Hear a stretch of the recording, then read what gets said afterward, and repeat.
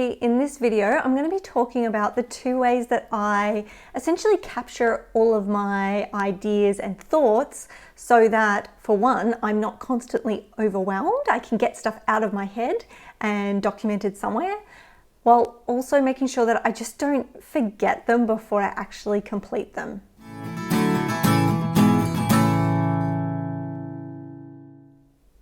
So I don't know about you, but I tend to have all my ideas at the worst possible times.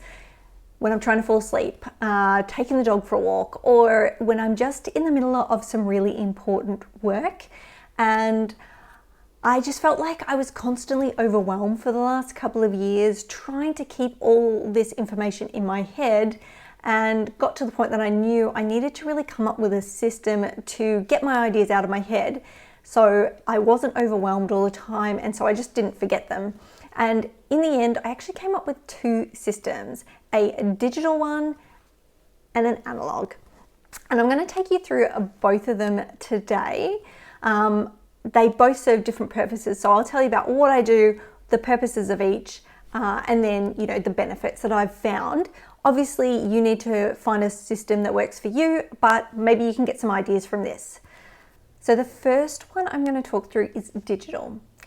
This is what I use mainly for capturing content ideas. I have a lot of them, and it's something that I need to capture in the moment, but then I have set time during the month to actually work through it. So it's really good to have a digital kind of solution for this that I can just set and forget, send it off, and then get back to it when I need to. And essentially all I've done is create a form. I use a tool called Airtable, which is sort of like a database type tool, but you could easily do this with Google Forms and link it to a Google Sheet. So what I've done is create a form and then saved the link to that form on my homepage of my phone. And so all I need to do is just click on it and it opens up the form. Sorry, I can't really get this to see with the screen, but essentially it has a space for a topic, the type of content, and then some additional space for additional information.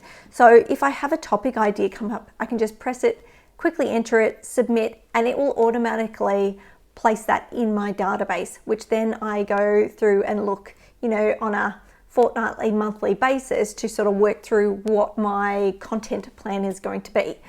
So setting up something like this, say in Google Forms, that then links to a Google Sheet, might be really good for stuff that isn't time critical, that you're going to basically capture and then look at and dedicate time to looking at a later date. For things that I need a constant reminder of, so things that I need to achieve, say, or finish throughout the week, I prefer something visual that's going to be able to be viewed easily at any time of day. And that's why I use these tiny little Postit Notes for. So if there's, say, maybe 3 or 4 things I want to achieve that week, I will write them on the Postit Note. I've got like a board at the back, which you can see, and it basically sits there. So I'm basically looking at it every single day and can be reminded of the top sort of 3 or 4 things that I need to get done that week.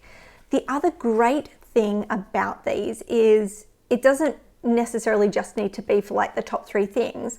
I have another board over there, which basically has a whole heap of them stuck to it. So whenever I have an idea of, I need to do this, I can put it on a Post-it note, stick it on my backlog, and then at the end of the week, when I go to plan my following week and what I'm going to do, it's really easy to just move this around. I find that if I was to write what I'm doing in a notebook, for example, you lose where you've written it, it can get overwritten, or you can just basically forget about it. But having a visual representation that I can move around and put in my to-do versus my backlog makes it way, way easier. And it's just that constant visual reminder of what I need to finish.